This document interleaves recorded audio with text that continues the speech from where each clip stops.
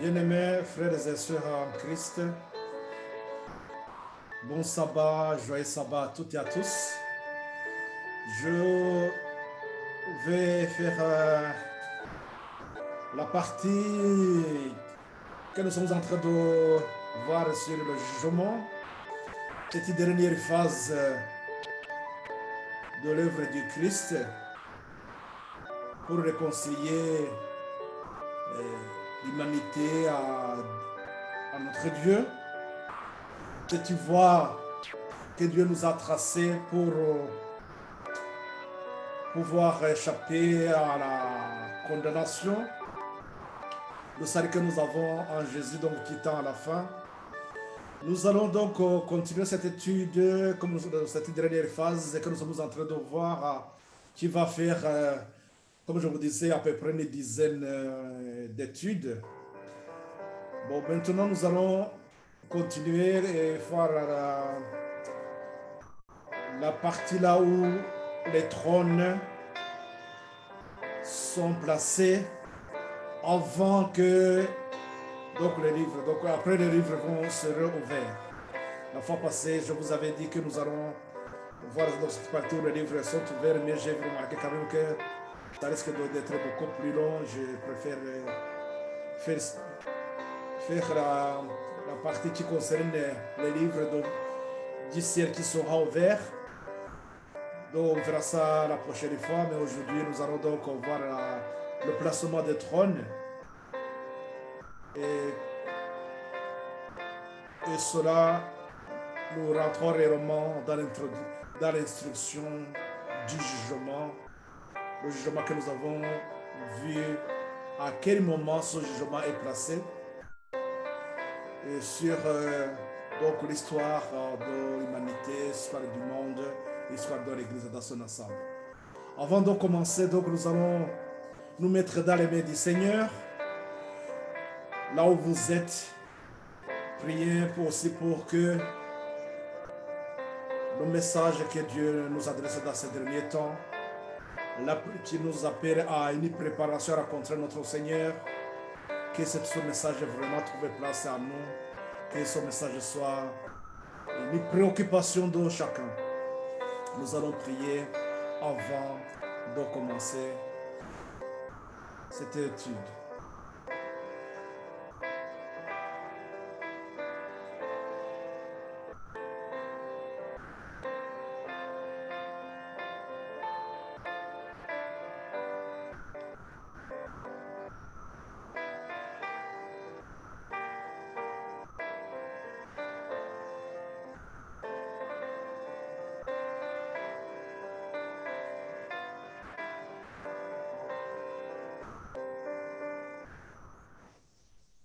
Prions.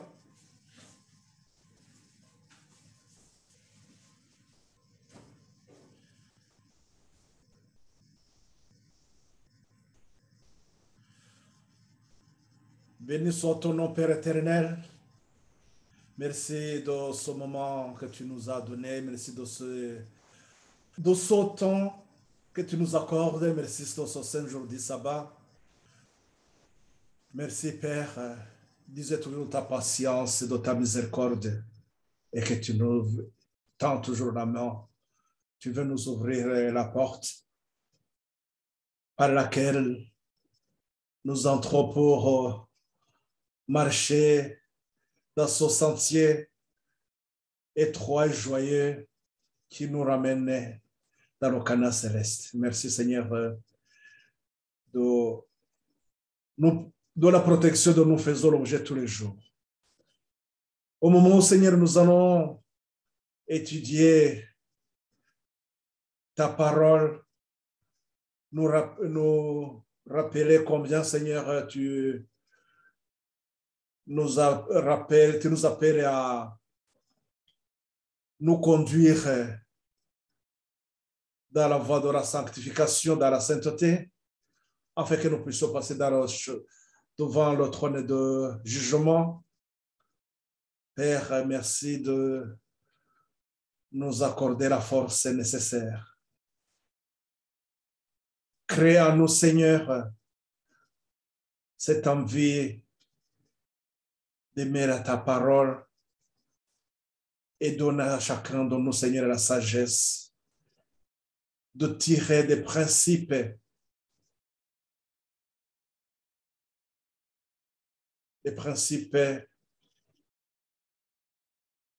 de la vie, de tirer de cette parole, Seigneur, ces principes qui vont nous conduire dans notre vie et dans les résolutions que nous aurons à prendre aussi, Seigneur. Au-delà de nos entendements, nous te remercions, Seigneur, des dispositions que tu prennes pour chacun de nous. Au nom pour la gloire de notre Seigneur Jésus-Christ, nous te remercions, Père. Amen.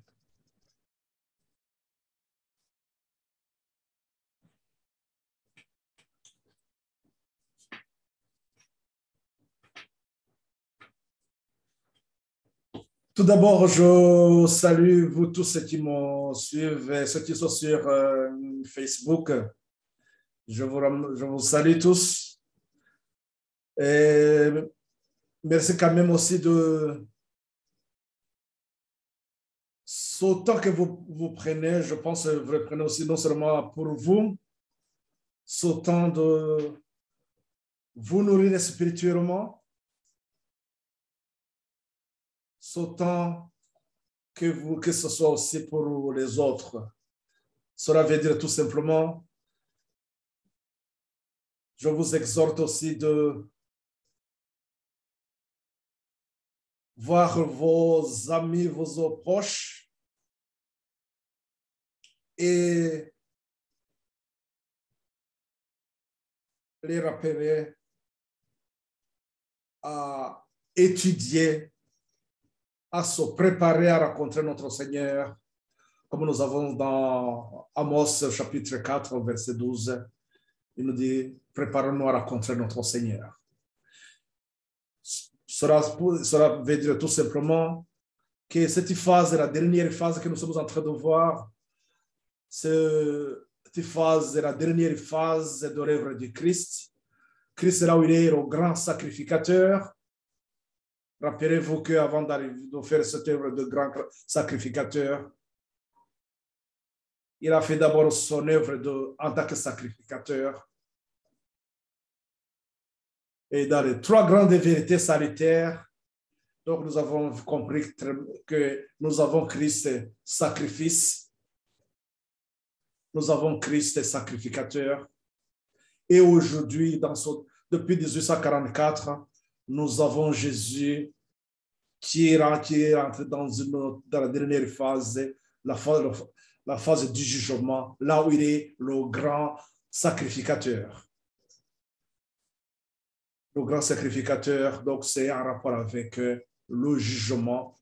On est en train de voir, d'examiner le cas de chacun. Donc aujourd'hui, nous allons continuer là où nous sommes arrêtés. Pour ceux qui commencent avec donc, cette étude aujourd'hui, ceux qui sont avec nous aujourd'hui pour la première fois, je vous renvoie aussi dans les parties que nous avons faites.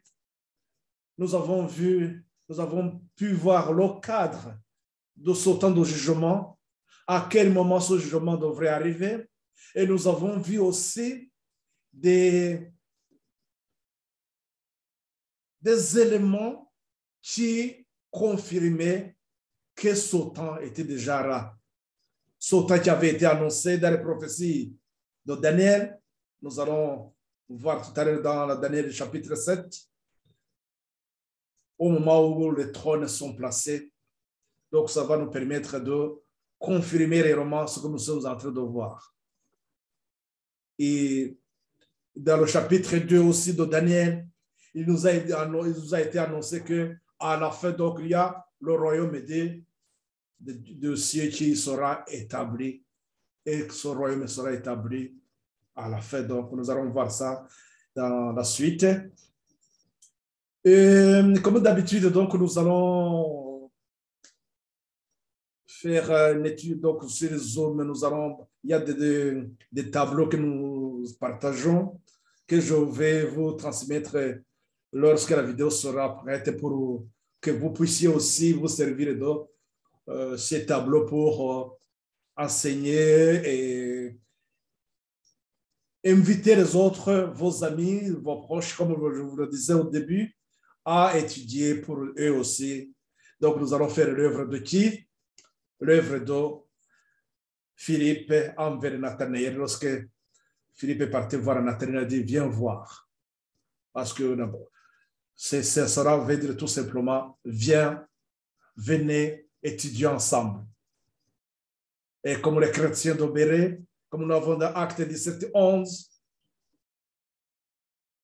essayons de comprendre réellement le message, voir si ce que nous avons étudié, ce que nous avons vu, c'est réellement la vérité. Donc là, nous allons, pour attaquer sur notre étude, nous allons voir, je vais vous partager l'écran. Et donc là,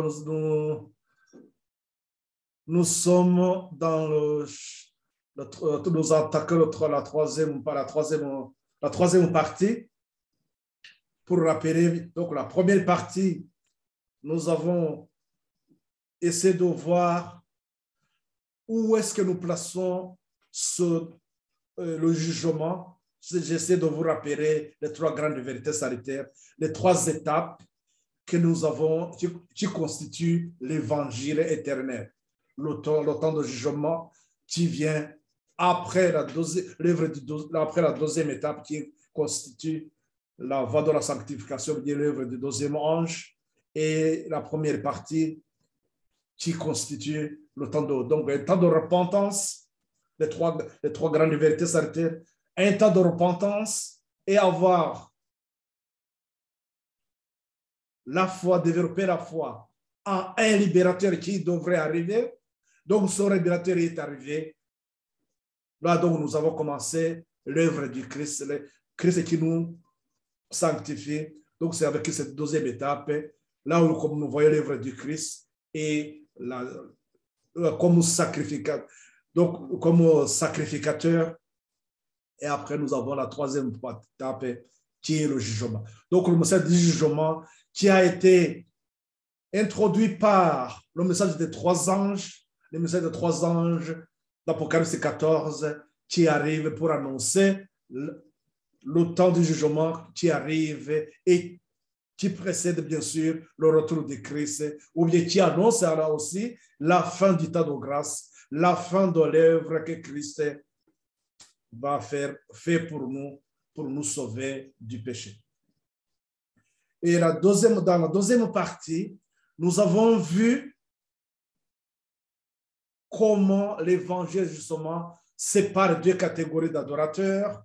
Dans ces deux catégories d'adorateurs, nous avons vu comme ça a été pour le cas de Caïn et Abel. Ces deux catégories d'adorateurs, Caïn et Abel, qui représentent ou bien qui nous montrent comment le monde sera jusqu'à la fin des temps. Donc, il va y avoir toujours deux chemins et il va y avoir ceux qui vont marcher dans l'obéissance et dans la lumière, et il y a d'autres aussi qui vont faire comme Caïn, qui vont chercher leur chemin et qui finalement vont vers la perdition. Donc, nous voyons comme ces deux catégories d'adorateurs, nous voyons que ça va s'appliquer à la fin. Cela va nous permettre de comprendre la vie de Caïn et la vie d'Abel, nous aide bien sûr à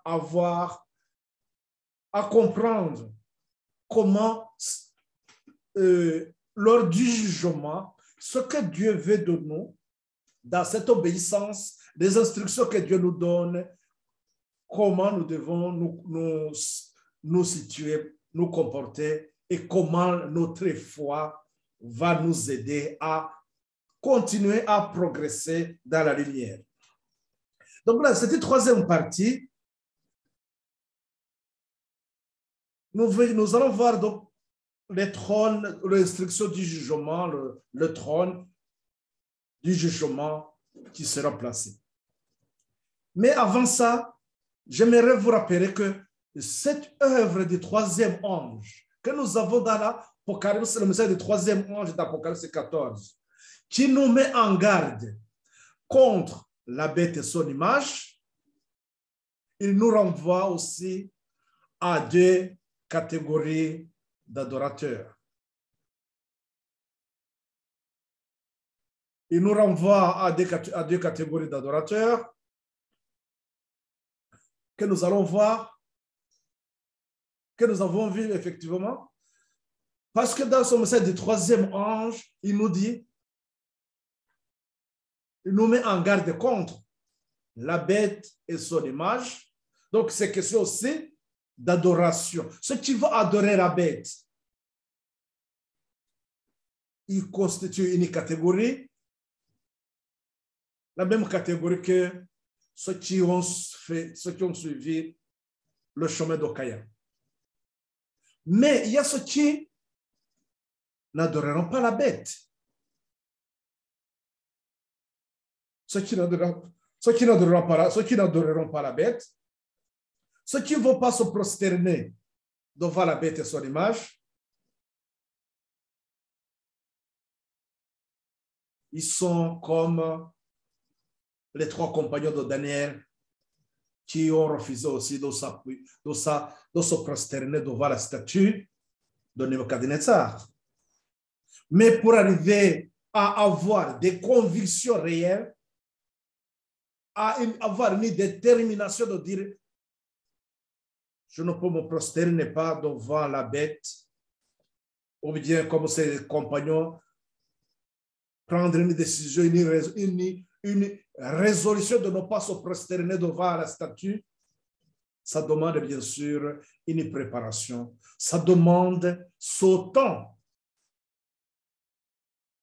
de croissance et ce temps d'affermir la foi. Et cela, c'est ce que Christ nous propose. C'est ce que Christ fait en nous. Lorsqu'il a enraciné en nous des convictions. Donc, je vous ramènerai aussi dans ce que nous avons vu, les chairs de Pierre, comment on progresse et tout dans la parole de Dieu. Et comment aussi les principes que nous tirons de la parole de Dieu nous aident à former le caractère des hommes et des femmes déterminés à défendre la vérité, quoi qu'il en coûte.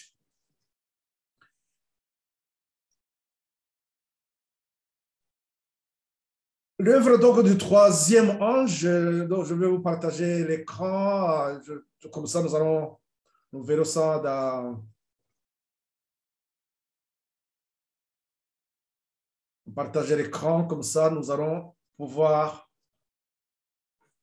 comprendre et pouvoir aussi aider les autres à comprendre. Comme je vous disais, invitez vos amis, comme ça, avec les tableaux, ça vous sera beaucoup plus facile aussi d'aider les autres à comprendre.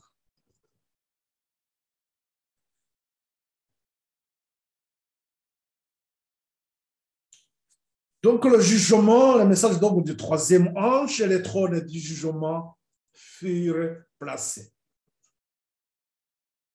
Les trônes du jugement furent placés. Nous allons voir ça donc, dans cette troisième partie qui précède bien sûr lorsque les trônes sont placés. Après, les livres seront ouverts.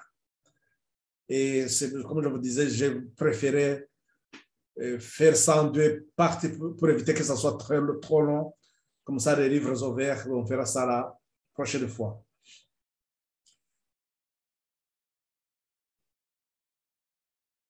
L'œuvre du troisième ange, comme je le soulignais tout à l'heure, son œuvre, nous avons vu ça, je préfère encore vous rappeler ça, c'est de sélectionner et lier les germes. L'œuvre du troisième ange, c'est sélectionner et lier les germes. C'est en d'autres termes l'œuvre qui constitue à préparer la moisson. Donc, on sélectionne. Il y a la sélection quand on parle de sélection, c'est qu'il y a deux parties aussi en rapport à ce que. Donc, il va y avoir deux catégories. Ceux qui sont acceptés et ceux qui sont mis de côté pour qui seraient brûlés.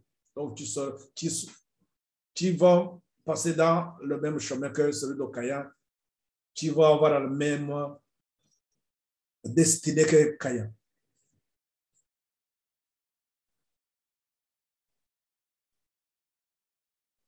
Lorsque nous lisons dans Premiers Écrits à la page 117 au paragraphe 2, il nous dit que j'ai vu que Satan avait levé son bras puissant contre l'œuvre de Dieu et que pour le combattre, il fallait mobiliser les forces de tous ceux qui aiment la cause de la vérité. Il devrait manifester un grand intérêt à soutenir les mains de ceux qui la défendent, afin que, par leur vigilance constante, ils puissent repousser l'ennemi. Il faut que tous soient unis comme un seul homme dans l'œuvre de Dieu. Toutes les aptitudes de l'esprit doivent être en alerte, car ce qui se fait doit être fait rapidement. Nous voyons qu'ici, il s'agit au moment où Satan lève son bras puissant contre l'œuvre de Dieu. Rappelons-nous ce que nous avons vu, qu'à la fin, la petite corne va s'élever contre la parole de Dieu. Et c'est ce qui avait affligé aussi Daniel lorsque l'ange lui montrait comment la petite corne va s'élever contre Dieu et comment même il va se mettre à la place de Dieu. Et c'est cela aussi que nous avons dans l'Apocalypse 13, là où nous montre que la petite corne, plutôt la bête, là, dans l'Apocalypse 13, là où nous parle de la bête. Mais quand on voit les caractéristiques, on voit des similitudes, on voit que c'est le même, celui de la bête de l'Apocalypse 13, il est en rapport avec aussi la petite corne que nous avons dans Daniel 7. C'est le même. Mais qu'est-ce qu'ils vont se lever? Ils vont se lever contre Dieu. Mais que feront aussi les enfants de Dieu? Les enfants de Dieu doivent être unis comme un seul homme dans l'œuvre de Dieu. L'Apocalypse 13 nous dit quoi? Plutôt l'Apocalypse 14, le message du troisième ange, qui nous met en garde contre la bête et son image, et qui invite les enfants de Dieu à faire bien sûr leur front. Comment? C'est là où il nous est dit après que je vais ensuite le troisième ange, et c'est lui qui m'accompagnait, me dit, donc ça c'est la servante du Seigneur qui l'exprime. Son œuvre est redoutable, sa mission est solennelle. Il doit séparer le bon grain d'olivier et serrer les gerbes pour le grenier céleste. Donc, nous voyons que c'est la fin de l'œuvre du Christ. Donc, la fin de la mission de Christ pour nous, les pécheurs. Donc, c'est à la fin où ce message, donc, on voit que ce message du troisième ange, il vient donc pour préparer ceux qui seront dans les greniers célestes, les héritiers avec Christ, ceux qui seront avec Christ. Donc voilà ce qui devrait occuper votre esprit, retenir notre attention. Donc c'est ce qui doit retenir tout notre esprit, attirer notre attention dans tout ce que nous faisons.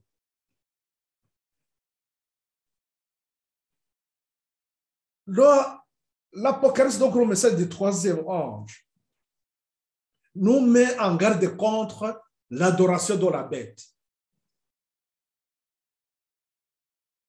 Nous met en garde contre l'adoration de la bête. Cette mise en garde, ou bien cet avertissement, il y a ceux qui vont faire comme Caïn, ils vont dire, non, ça c'est pas grave, ça ne nous regarde pas, ou bien bon, non, c'est exagéré. C'est ce que beaucoup de gens disent. Mais il y a d'autres qui, eux, vont se dire, non, qui vont faire comme ces trois compagnons de Daniel qui vont dire, nous allons adorer notre Seigneur, pas la bête quand même. Qu'est-ce qu'il nous est dit? Un troisième ange les suivit. Il va suivre le premier ange, le deuxième. Il dit en disant d'une voix forte, si quelqu'un adore la bête et son image et reçoit une marque sur son front ou sur sa main, il boira aussi du vin de la fureur de Dieu, versé sans mélange dans la coupe de sa colère, et il sera tourmenté dans le feu et le soufre devant les saints anges et devant l'agneau. Et la fumée de leur tourment monte au siècle des siècles, et ils n'ont de repos ni jour ni nuit. Ceux qui adorent la bête et son image, et quiconque reçoit la marque de son nom. Et après, nous dit, c'est ici la persévérance des saints qui gardent les commandements de Dieu et la foi de Jésus. Dans son message du troisième ange, qui nous met en garde contre la bête et son image, mais à la fin, au verset 12, il nous a dit que ça demande quand même une persévérance. Ça nous demande le courage, la détermination. C'est parce que nous serons amenés à passer dans des épreuves. Notre foi sera éprouvée. Notre caractère doit, comme celui de ces trois compagnons de Daniel, rester ferme, défendre la vérité, quoi qu'il en coûte.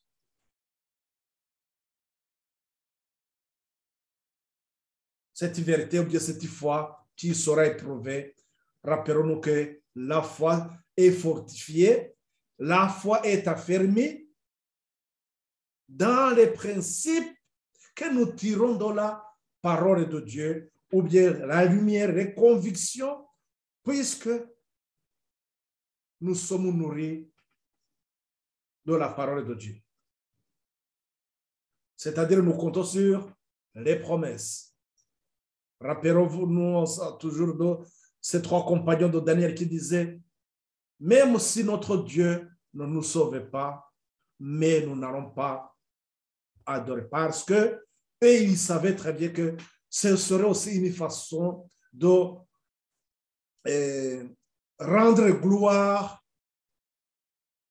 à leur maître, de ses enfants. C'est dès le jeune âge, ils avaient eu cet enseignement de crainte de Dieu, d'obéissance. Donc, ils avaient compris qu'il faudrait obéir et au reste, Dieu s'en chargera. Donc là, le message de l'Apocalypse 14 nous met en garde contre la bête et son image. Mais donc là, il dit qu'il y aura cette question d'adoration. Il y aura deux adorateurs, bien sûr. Il y en a ceux qui vont adorer la bête et son image, donc, et qui vont recevoir la marque sur leur front. Là, on ne va pas donner les détails sur ça, mais remarquez qu'ils seront scellés. Le message du troisième ange, c'est sélectionner et sceller. Donc, il va y avoir une marque, le sceau, sur ceux qui vont adorer la bête et son image. Bien sûr, les enfants de Dieu aussi, ceux-là qui vont défendre la vérité, ils seront aussi scellés par le sceau de Dieu. Mais là, dans l'Apocalypse 13, au verset 8, il y aura ceux qui n'adoreront pas la bête. C'est cela que nous avons vu aussi au verset 12 du message du troisième ange. Là, on dit c'est ici la persévérance des saints qui gardent les commandements et la foi de Jésus. Mais que nous dit le message, l'Apocalypse 13 au verset 8? Ce verset, il nous donne cela qui n'adorera pas la bête.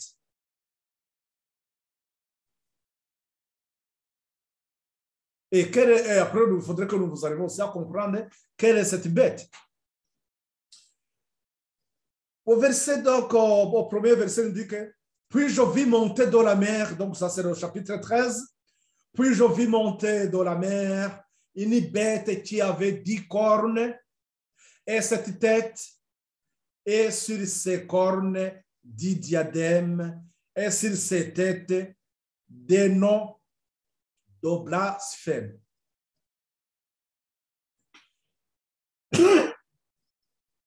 Et ce que nous sommes en train de voir donc dans Apocalypse 13,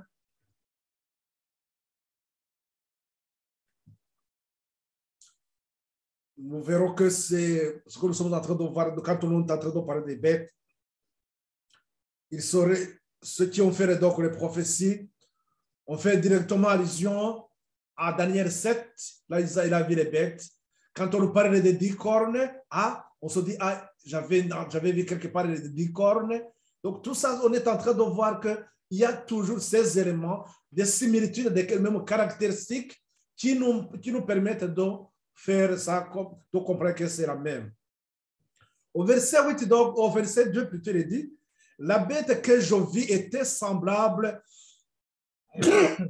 pardon, excusez-moi, était semblable à un léopard. Est-ce que n'avons-nous pas vu dans le chapitre 7 de Daniel un animal qui ressemble à un léopard? Je pense bien au troisième animal. Ses pieds étaient comme ceux d'un ours. Est-ce que le deuxième animal de Daniel 7 n'était pas l'ours? Et la guerre comme une guerre de lion. Est-ce que la première bête de Daniel 7, ce n'est pas, on ne parle pas d'un lion? Tel que nous avons vu que le lion, dans Daniel 7, le lion correspond à Babylone. L'ours correspond au Médo-Perse. Et le léopard correspond à l'Empire grec. Et après, il devrait y avoir un autre animal aussi. Mais ici, donc, ici on est en train, on vient de nous parler seulement de toi. Et je vis, au verset 3, il nous dit, et je vis l'une de ses têtes comme blessée à mort, mais la blessure mortelle fut guérie. Et toute la terre était dans l'admiration derrière la bête. Il y a une ligne que j'ai sautée, je reprends un peu.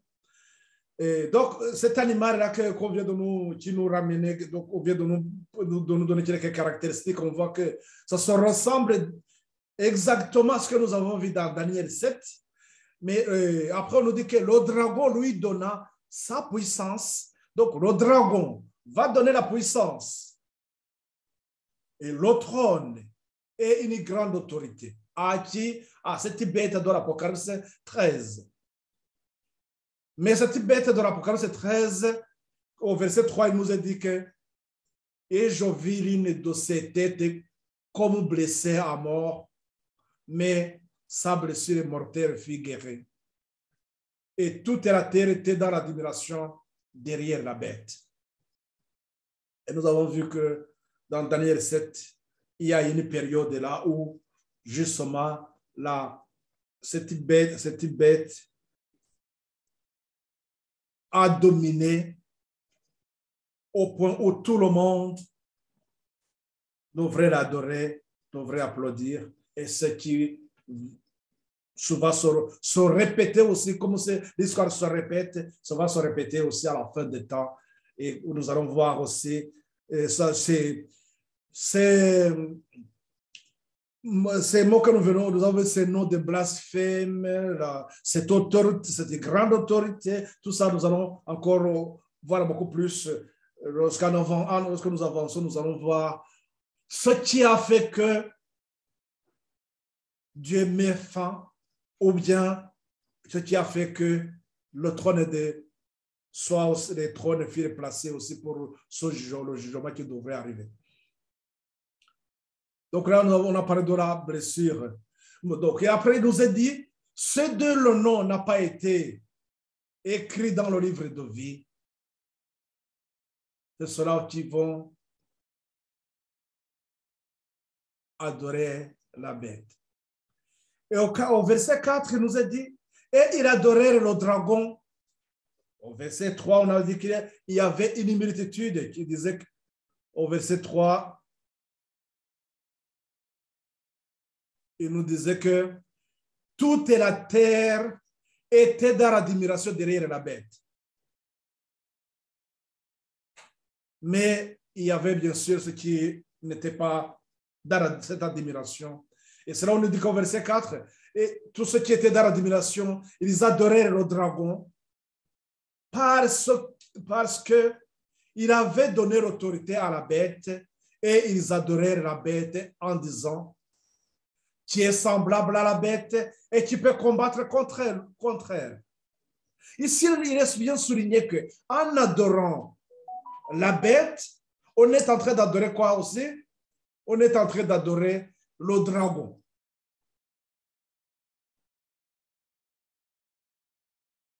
Deux catégories d'adorateurs.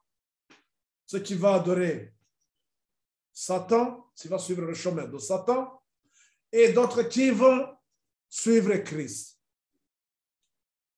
Et ici, il nous est dit que ceux qui étaient dans l'admiration de cette bête, ils adoraient le dragon parce qu'il avait donné l'autorité à la bête et ils adoraient la bête en disant qui est semblable à la bête et qui peut combattre contre elle. Et il lui fit donner une bouche qui proférait des paroles arrogantes et des blasphèmes, et il lui fit donner le pouvoir d'agir pendant 42 mois. Et il ouvrit sa bouche pour proférer des blasphèmes contre Dieu, pour blasphémer son nom et son tabernacle et ceux qui habitent dans le ciel. Et il lui fit donner de faire la guerre au sang et de les vaincre, et il lui fit donner l'autorité sur toute tribu, tout peuple, toute langue et toute nation. Et tous les habitants de la terre l'adoreront.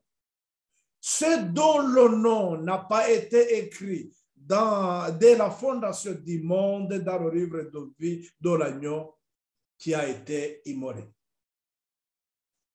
Il y a ceux qui n'ont pas été, dont leurs noms n'ont pas été écrits dans le livre de vie, ceux-là vont adorer la bête. Ils sont dans l'admiration. Au verset 6, il venait de nous souligner qu'il sera en train de proférer des blasphèmes contre Dieu. Et pour blasphémer son nom, son tabernacle et ceux qui habitent dans le ciel. On est en train de revoir aussi ce qui avait été annoncé dans Daniel au chapitre 7, 25 et au chapitre 8. Je regarde bien le verset, souvent je dis que c'est le verset 9, mais ça doit être ça. Je confirme son verset.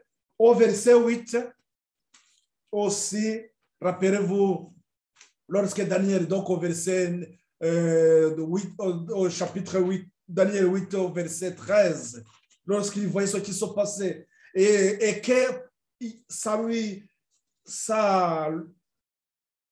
rendait malade. Donc, il dit, je ne peux pas comprendre jusqu'à quand, Seigneur, tout cela va durer, parce qu'il était vraiment affligé de voir que le nom de Dieu sera blasphémé, son tabernacle, et qui habite au ciel.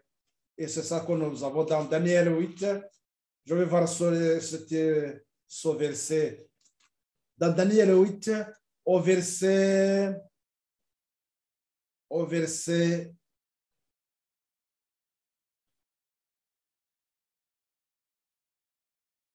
oui, au verset 9, donc, nous dit que donc, il y a une petite corne qui arrive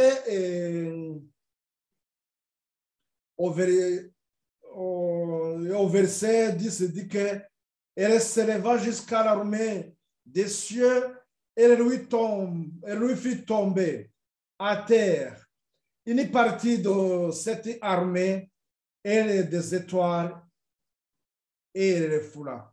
Là, on est en train de nous donner des éléments que ça nous renvoie directement à ce qui s'est passé au ciel, comme nous avons vu dans l'Apocalypse 12, verset 7, comme la guerre a commencé au ciel et que Satan a été précipité sur la terre avec un ciel des anges.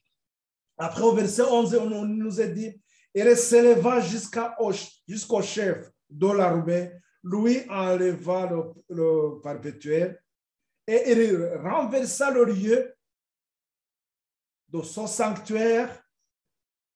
L'armée fut livrée avec le sacrifice, avec le perpétuel à cause du péché. La corne jeta la vérité par terre et réussit dans ses entreprises. Donc, voilà que c'est les mêmes.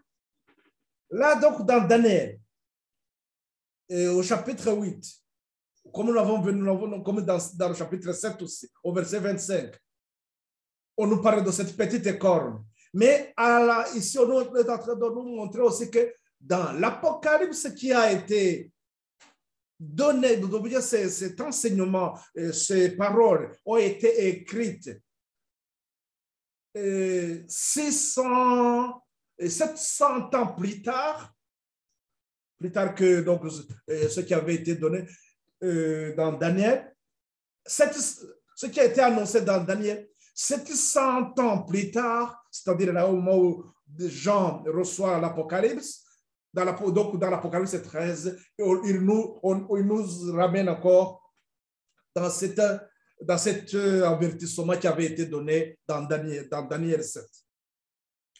Voilà qu'on nous dit que donc, tous les habitants de la terre l'adoreront. Ceux dont le nom n'a pas été écrit dès la fondation du monde dans le livre de vie de l'agneau. Ici, on vient de nous évoquer un livre. Rappelez-vous ce que je vous ai dit, que la partie qui va suivre, nous verrons les livres furent ouverts, après que le trône après que les trônes furent établis, les livres, donc l'instruction du jugement est mise en place. Donc là, dans ce cas, les livres vont être ouverts. Ici, on vient de nous évoquer le livre de vie de l'agneau. Nous reviendrons sur ça. Retenons ça quand même, qu'il y a des livres, entre autres, il y a ceux dont leurs noms ne sont pas inscrits, ne sont pas écrits, ne sont pas inscrits dans le livre de vie. Ceux-là vont adorer la bête et son image. Le message donc du troisième ange annonce le jugement et nous met en garde contre la bête et son image. Les bêtes, tout à l'heure que l'on était en train de parler, nous les voyons ici. Et nous avons vu, je vous renvoie dans l'étude que nous avons fait sur les prophéties de Daniel, chapitre 2 et chapitre 7.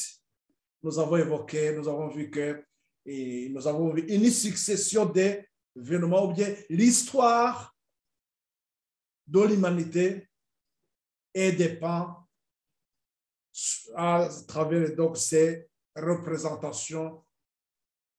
La statue de Daniel, chapitre 2, les 4 empires, et qui sont aussi repris avec la vision des animaux, des bêtes, qui ne faut que seulement reprendre, qu'il ne faut ces animaux qui correspondent aussi à ces 4 empires. Mais le quatrième empire, la dernière bête, qui attire aussi l'attention. Donc, les 4 animaux du chapitre 7 de Daniel sont rappelés dans l'Apocalypse 13, comme nous venons de le revoir. La bête de l'Apocalypse 13 possède donc les caractéristiques des royaumes qui ont existé avant elle. Ces royaumes constituent l'histoire de ce monde. Ce monde qui tend vers la fin du temps de grâce. Ce monde qui doit entendre le dernier message d'avertissement, le message du jugement ou le message du 3e ange. Lorsque nous parlons de dernier avertissement, je vous renvoie aussi dans l'Apocalypse, plutôt dans le livre de la tragédie des siècles, au chapitre 38, qui nous parle de l'avertissement. Le dernier avertissement. Donc, la tragédie des siècles, au chapitre 38, il nous donne beaucoup plus de détails, beaucoup plus d'explications de ce qui se passe réellement, comment cette histoire, comment la fin de ce monde va se dérouler et surtout les avertissements que nous devons aussi donner. Dans quel courage, quelle détermination qui nous est demandé à travers ça. Vous pourrez voir ça après. Donc, l'instruction du jugement, ces 4 bêtes qui nous rappellent dans le chapitre 13. Et dans le chapitre 7, je ne vais pas vous relire encore tout ça, c'est déjà que nous avons dit, parce que c'était à l'année, la première année de Belshazzar, le roi de Babylone, le petit-fils donc de Nebuchadnezzar, à la chute donc de l'empire babylonien, que Daniel a eu la vision donc des 4 animaux. Là, je ne prendrai pas le temps de relire ça parce que nous avons lu ça. Ou bien vous prenez la Bible, vous pouvez lire ça vous-même. Mais qu'est-ce que nous pouvons retenir? Tout simplement que ces 4 animaux, donc ils reviennent, ils vont nous montrer. Donc, et je vous ai parlé, je vous ai montré cette succession politico-religieuse, ou bien l'histoire de son monde sur le plan politique et l'histoire aussi de son monde sur le plan religieux. Et ce plan religieux, il est beaucoup plus évoqué lorsque nous arrivons à la 4e bête, lorsque nous allons voir avec la petite corne. Donc, dans Daniel, c'est à partir du chapitre, du verset 5 jusqu'au verset 7, il nous est au verset 7, donc le 4e bête attire notre attention parce que c'est ce 4e bête qui est différent des autres, qui dans sa cruauté et qui avait aussi donc 10 cornes, et de ces 10 cornes va sortir donc la petite corne. Donc c'est pour cela que cela doit attirer notre attention, puisque ce 4e animal, c'est celui qui va continuer jusqu'à la fin des temps. Et doit attirer notre attention puisque nous devons comprendre ce qui se passe avec cet animal. Et dans les études précédentes, nous avons vu aussi que c'est pendant ce 4e animal que Jésus, le Messie qu'on avait annoncé, son temps depuis le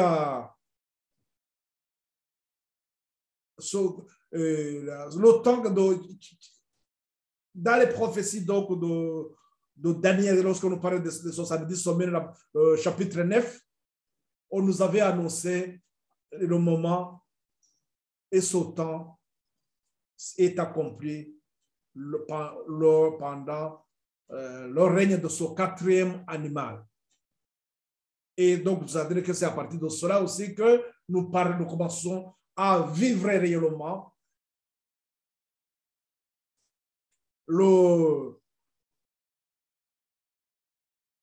l'évangile, ou bien c'est à ce moment-là que nous commençons à vivre seulement ce temps de grâce.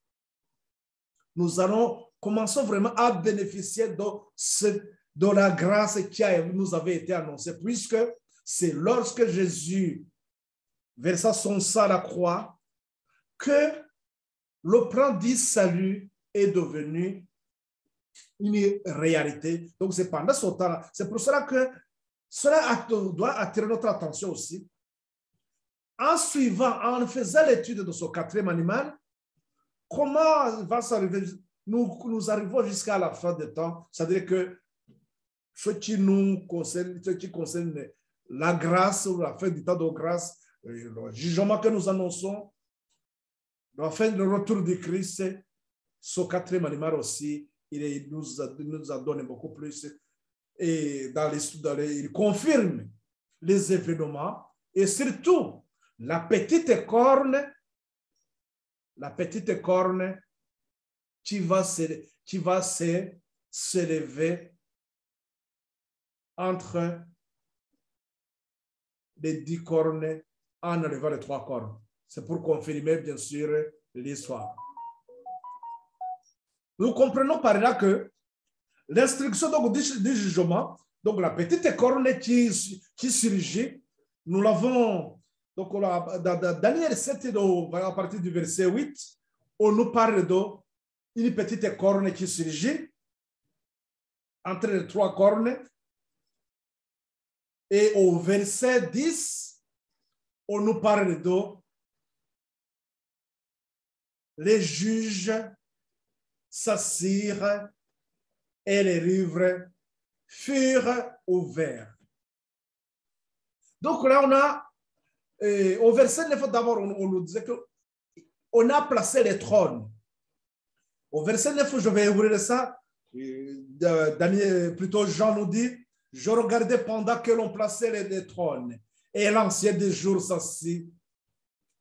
Le trône, son vêtement était blanc comme la neige, et les cheveux de sa tête étaient comme de la laine pure. Son trône était comme des flammes de feu, et les roues comme un feu ardent.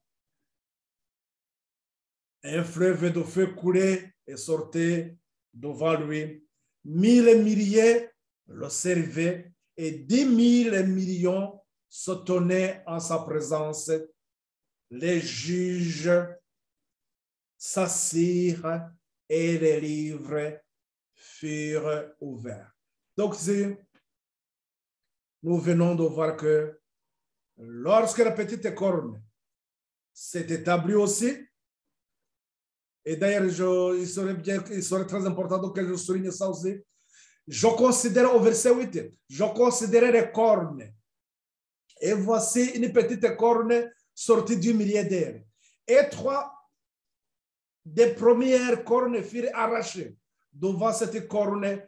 Et voici, elle avait les yeux comme les yeux d'homme et une bouche qui parlait avec arrogance. Ce n'était que après que cette petite corne, dans son arrogance, rappelez-vous ce que nous avons vu que dans l'Apocalypse 13, nous avons évoqué le blasphème, l'arrogance aussi, et c'est ce que nous avons vu aussi dans Daniel chapitre 8. Et ici, dans le chapitre 7, et on nous indique que donc il y avait cette arrogance de cette petite corne. Et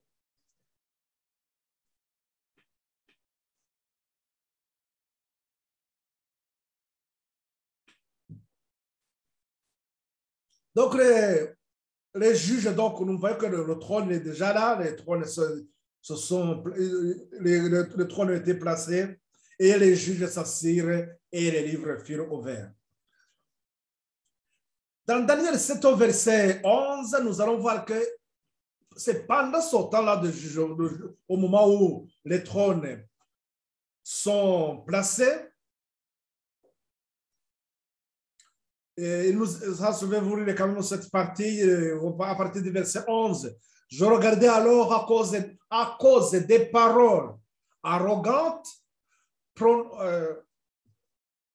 que prononçait la corne, et tandis que je regardais, l'animal fut tué.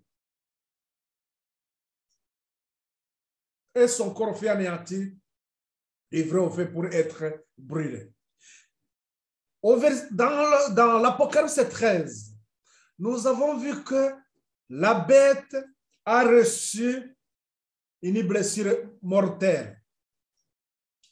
Et ici, dans Daniel 7 au verset 11, on nous dit qu'à cause de ces paroles arrogantes, prononcées par la petite corne, l'animal fut tué.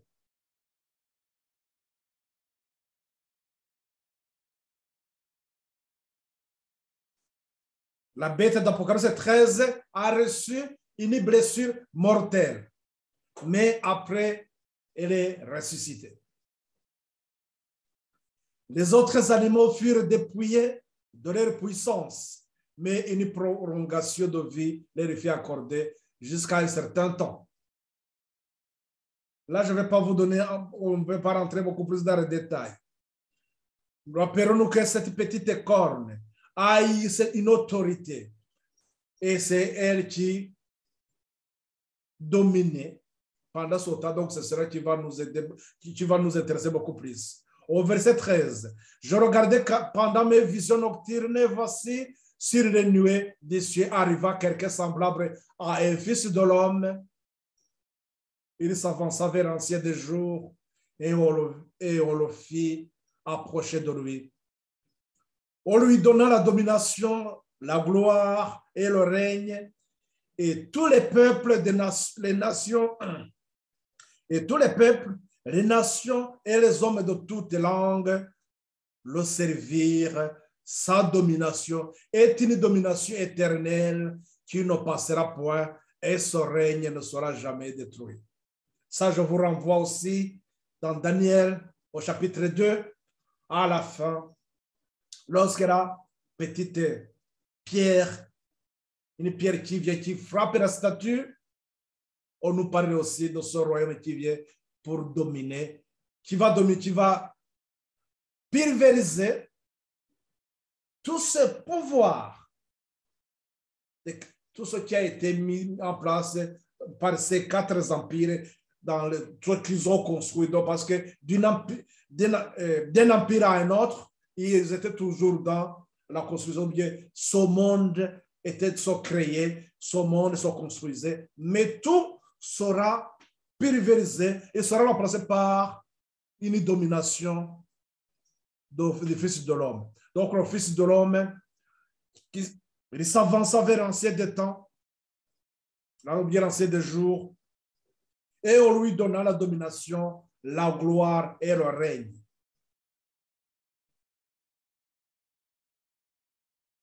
Mais avant ça, c'est que le jugement, le trône de jugement, et que les juges aussi se sont assis. Donc, nous voyons que nous sommes en train de confirmer tout simplement que après le jugement, Christ revient, il n'y a pas autre chose. Ce qui revient à dire tout simplement que après on vient donc confirmer aussi que après cette troisième phase du jugement, comme nous l'avons à la lumière du sanctuaire, les 3 grandes vérités, ça a été les 3 phases, ou bien comme nous l'avons aussi dans l'étude de l'œuvre du Christ, que sa dernière mission qu'il a accomplie en tant que grand sacrificateur, après ça, c'est fini. Donc, qu'est-ce qui se passe après? Le royaume est donné à Christ. Il devient celui qui va dominer. Donc, il va dominer. Donc, l'instruction du jugement, comme nous sommes en train de le voir, lorsqu'il nous dit que Jean dit, je regardais, dit le prophète, pendant que l'on plaçait les trônes, et l'ancien des jours s'assit, son vêtement était blanc, comme la neige, et les cheveux de sa tête étaient comme la laine pure. Son trône était comme des flammes de feu, et les roues comme un feu ardent. Un fleuve de feu coulait et sortait devant lui. 1000 milliers le servaient et 10 000 millions se tenaient en sa présence. Les juges s'assirent et les livres furent ouverts. Là, on est en train de voir donc, c'est-à-dire que le jugement, nous commençons donc l'instruction du jugement. Les cas vont être examinés. Chacun son cas va être examiné. Nous verrons qui sont ces gens-là. L'ancien des jours, ou bien l'ancien des temps, comme il nous a été annoncé, il dit que c'est ainsi que fut présenté au prophète le grandiose et redoutable tribunal devant lequel la conduite de tous les hommes sera passée en revue en présence du juge de toute la terre et où chacun sera jugé selon ses œuvres. L'ancien des jours, c'est Dieu le Père. Nous lisons dans Psaume au chapitre 80, au verset 2, le psalmiste David dit ceci: avant que les montagnes fussent nées et que tu eusses créé la terre et le monde d'éternité en éternité, tu es Dieu. Avant que les montagnes fussent, donc c'est Dieu donc qui est celui l'ancien des jours. Ce Dieu, source de toute vie et origine de toute loi, préside au jugement. 1000 milliers et 10 000 millions d'anges y assistent en qualité d'assesseurs ou de témoins.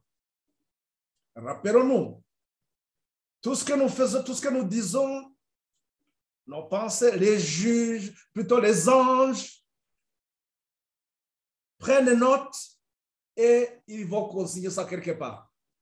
Ces anges qui servent à notre Dieu pendant ce temps de jugement, ils sont là comme des assesseurs et des témoins.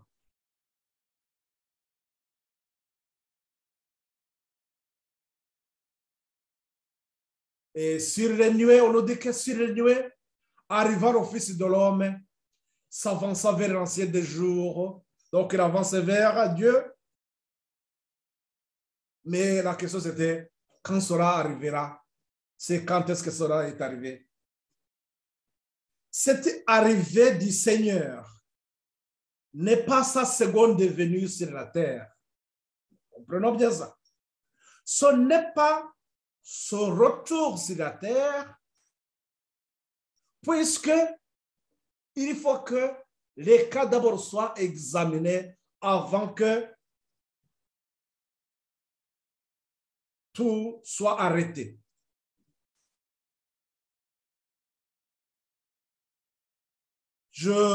Pour bien faire comprendre ça, je donne toujours l'image ou bien j'essaie de faire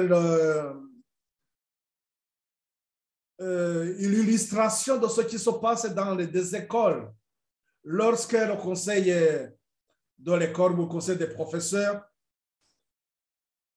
lorsque la direction de l'école se réunit pour faire les tranches, pour faire la délibération de dire voilà ce qui seront renvoyés, voilà ceux qui vont continuer, voilà ceux qui ont réussi, voilà ceux qui ont échoué.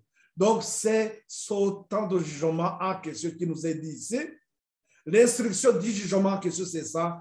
Les cas vont être examinés et une décision sera prise. C'est pour cela que donc l'arrivée du Fils de l'homme, ce n'était pas le retour ici en tant que le roi des rois, mais il arrive en tant que grand sacrificateur avec ses habits dont sur son pectoral, il y a le nom des enfants de Dieu qu'il défend devant son tribunal. Voilà son œuvre en tant que grand sacrificateur, qui a commencé depuis 1844 et qui continue même aujourd'hui, mais qui tend bien sûr vers la fin. On voit qu'on s'attend vers la fin. Et donc, il s'approche de l'ancien des jours pour recevoir de lui la domination, la gloire et la royauté dont il sera investi à la fin de son œuvre de médiateur, l'œuvre qui devait commencer en 1844, à la fin de 2300 soirs et matins, comme nous l'avons dans Daniel 8, 14, la prophétie de 2300 soirs et matins. Accompagné donc des anges célestes, notre souverain sacrificateur, notre grand sacrificateur, le grand prêtre, pénètre alors dans le lieu très saint pour y entreprendre en la présence de Dieu la dernière phase de son ministère en faveur de l'homme, l'instruction du jugement et l'achèvement de l'expiation pour tous ceux qui en seront jugés dignes. Voilà, mes frères et sœurs, le pourquoi de cette instruction. Voilà l'œuvre que Christ doit accomplir, la dernière phase de son ministère en faveur de nous pécheurs. De nos cas seront examinés pour voir si nous sommes jugés, pour voir si nous serons dignes, nous serons jugés dignes d'être héritiers avec lui. Le message du troisième ange, sélectionné, l'œuvre du troisième ange plutôt, sélectionné et c'est pour le grenier céleste. Le message du troisième ange met chacun de nous en garde contre l'adoration de la bête et son image. Mais pour pouvoir tenir ferme, il faudrait que nos noms soient inscrits sur le pectoral de notre Seigneur, Sauveur Jésus-Christ, qui, en sa qualité de grand sacrificateur, défend devant le juge de trône, devant le trône de jugement plutôt,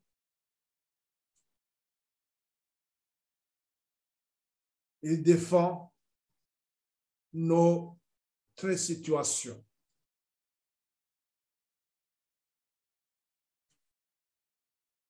Et cela ne peut se faire que lorsque nous avons fait la préparation nécessaire avec la deuxième phase de l'œuvre du Christ dans le lieu saint,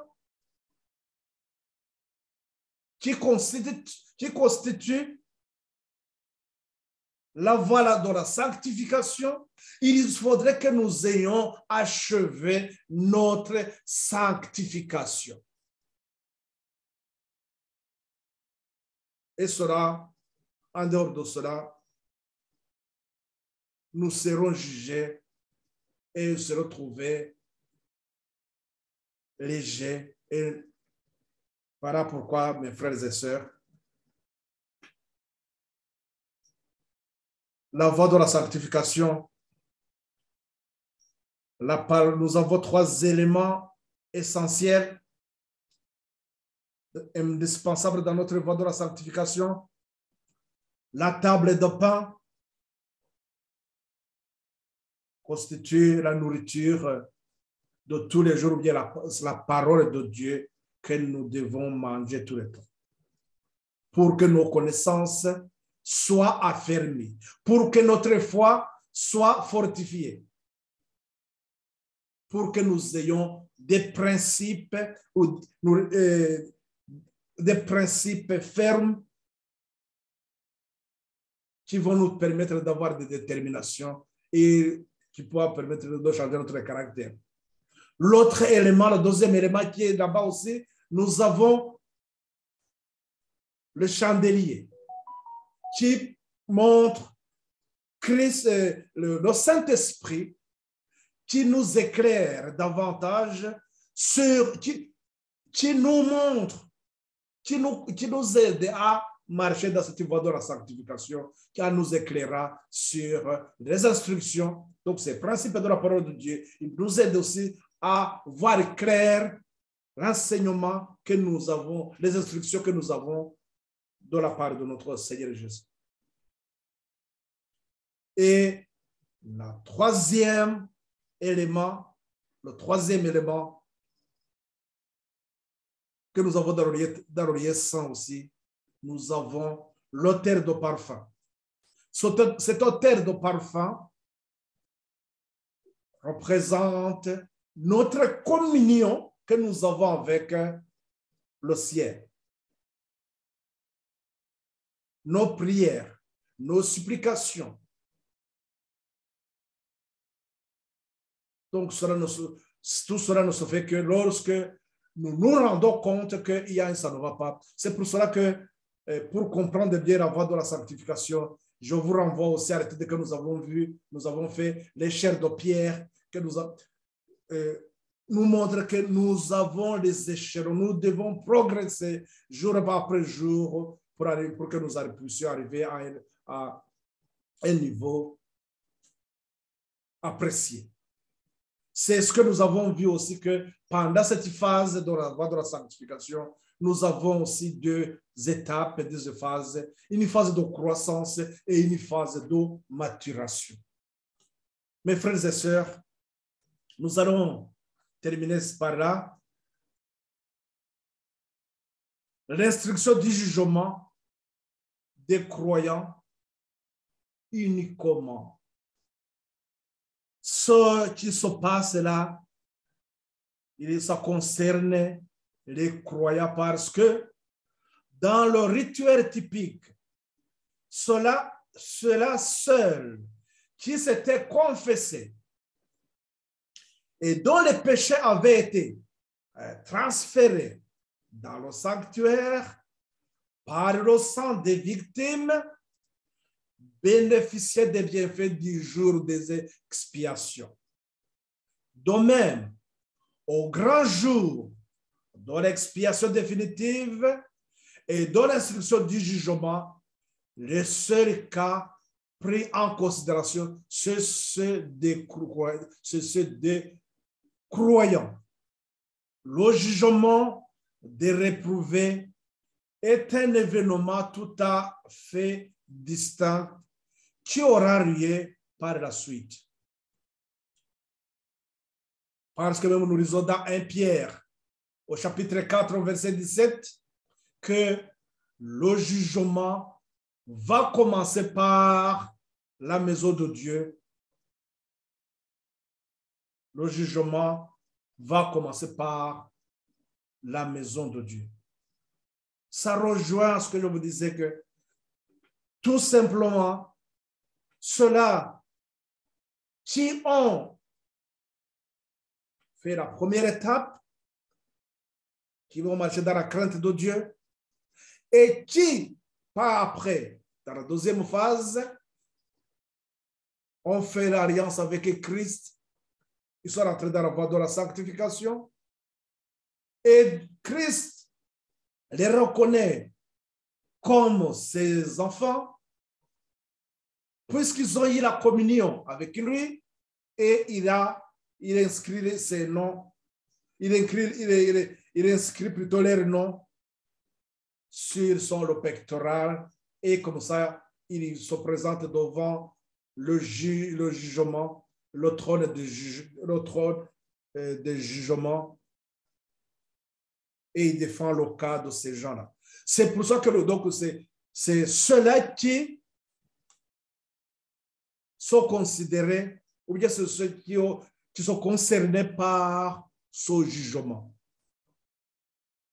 Parce que sinon les reprouver, c'est lorsque Christ revient à la fin, donc pour eux, ça serait fini. C'est-à-dire que ceux qui ont rejeté l'évangile, cet appel à la repentance, et qui ont fait comme au cas, ils ont dit non,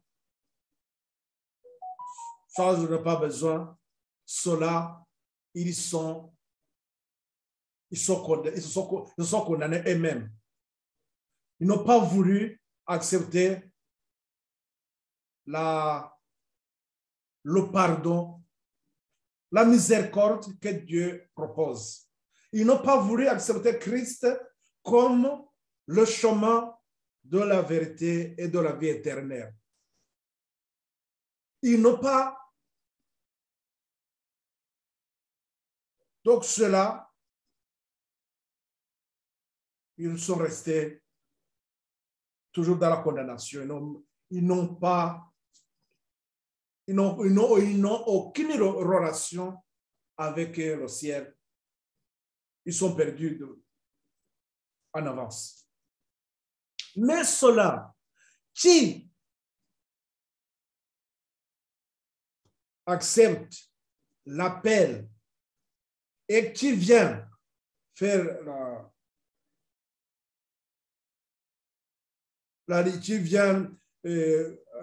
qui répondent à l'invitation de l'évangile, qui sont appelés à marcher dans la crainte, et s'ils continuent vraiment dans cette voie-là, donc eux, ils pourront aussi rentrer dans l'alliance avec Christ. Mais tous ceux qui ont été appelés, pas forcément. Il y a ceux qui acceptent, bien sûr, ils avancent, ils arrivent.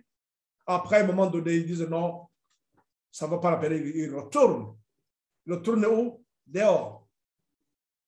Leur nom, nous verrons ça plus tard, même si leur nom avait été inscrit comme ceux qui ont répondu à l'appel, lorsqu'ils partent, leurs noms sont effacés. C'est-à-dire que les 3 étapes, à chaque étape, nous avons vu qu'il y a un test, et ce test détermine 2 catégories d'adorateurs. La première catégorie est mise de côté et la deuxième est mise de côté. Dans la deuxième étape aussi, il y a ceux qui sont mis de côté, et la troisième étape aussi, il y a ceux qui seront mis de côté, et ça serait définitivement. Donc, comme ça serait à la troisième phase, comme après la troisième phase, c'est fini. Donc, c'est cette troisième phase qui détermine, bien sûr, ceux qui seront héritiers avec Christ. Voilà, chers amis, nous devons comprendre ces 3 étapes et regarder toujours dans l'esprit, et surtout cette dernière phase qui doit attirer toujours notre attention, qui correspond à la vérité du moment, la vérité présente, qui doit être notre préoccupation aujourd'hui, afin que nous puissions, cela nous permet de nous voir, nous examiner, puisque ça c'est ce qui sont en train de se faire aujourd'hui. Le cas de chacun est examiné, et une sentence, une décision est prise définitivement. Après ça, nous avons vu qu'est-ce qui va se passer. C'est que Christ revient. Ceux qui adorent la bête et son image, ce sera dont les noms ne sont pas été inscrits dans le livre de vie. On y reviendra. Donc là, on termine sur ça. On viendra donc voir le jugement et les livres donc au fil vert. Et c'est là où on pourra voir aussi qu'est-ce qui va se passer. Rappelons-nous que tout ce que nous faisons, les anges, comme nous venons de le voir, les assesseurs, les témoins, et ils ramènent tout. Ils ramènent tout. Donc, ils inscrivent tout dans les livres et ce sera à partir de cela que le cas de chacun est examiné. Et je vous ai parlé la fois passée de comment la foi d'Abel et la foi de Caïn, même s'ils ont été ensemble, même s'ils ont été enseignés de la même façon, mais ils ont eu des comportements différents par rapport, bien sûr, à la parole de Dieu.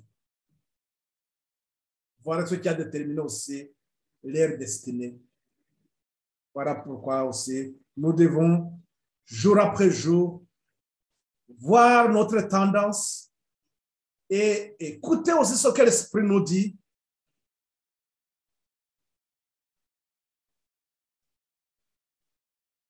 Et garder toujours notre esprit dans la lumière,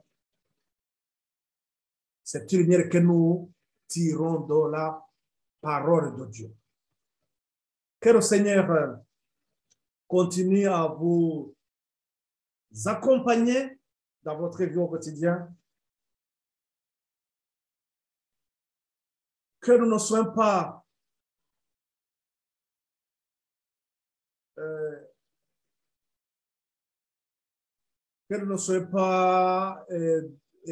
comment dirais-je, que nous ne soyons pas dérangés par d'autres enseignements qui nous donnent une vision biaisée de l'Évangile, mais revenons toujours à ce temps qui doit nous préoccuper. Voir Jésus en tant que notre grand sacrificateur, qui plaide le cas de chacun. Donc, comme un avocat, comme les gens de ce monde, quand ils parlent avec les avocats, ils leur donnent tous les détails et ils disent, voilà, ce n'est que toi seulement. Donc, ils se confient.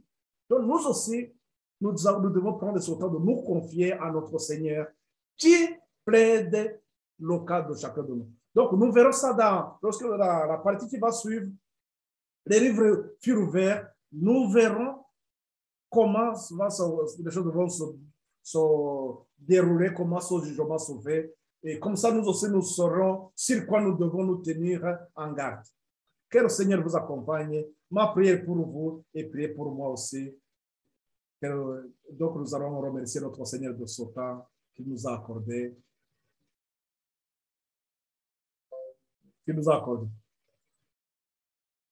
Et avant de prier,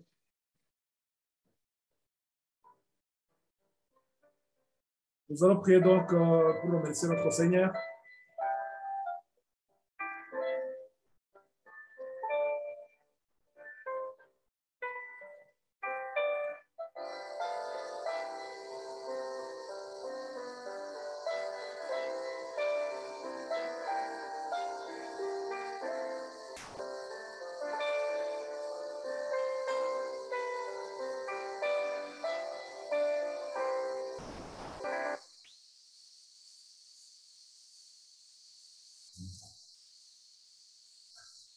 Oui, éternel Dieu, merci de ce temps que tu nous donnes. Merci, Seigneur, de ce moment que nous venons de partager.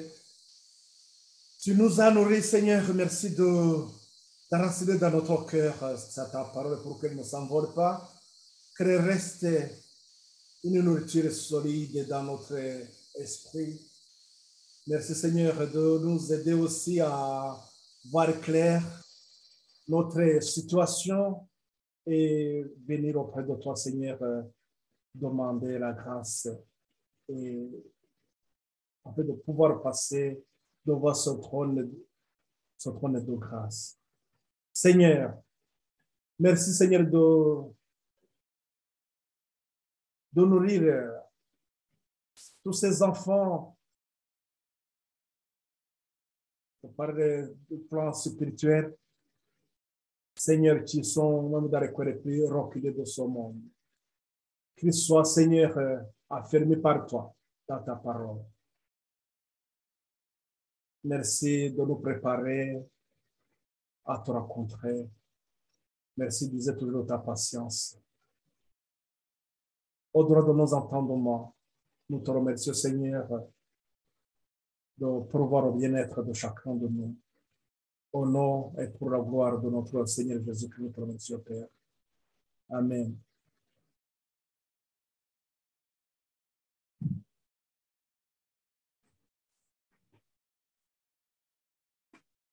Donc là, je vous tous ceux qui me suivaient sur Facebook, je vous salue tous, je vous vois, donc je vois que même la plupart, je vous connais tous, presque tous. Je vous remercie du courage de que le Seigneur continue à vous fortifier. Ma prière pour vous et priez pour moi aussi parce que nous savons que le combat qui est devant nous, ce n'est pas un combat que nous pouvons mener comme ça seulement sans l'assistance de notre Seigneur. Il faut que nous restions toujours fortifiés par lui. Et donc, à la prochaine occasion, mais comme je vous le répète toujours, si jamais il y a quelque chose que vous aimeriez comprendre davantage, n'hésitez pas à m'envoyer un petit mot et puis on peut trouver le moment d'échanger sur ça et d'approfondir les choses et d'autres éléments pour affermir votre foi. Que le Seigneur vous accompagne en tout. À la prochaine occasion.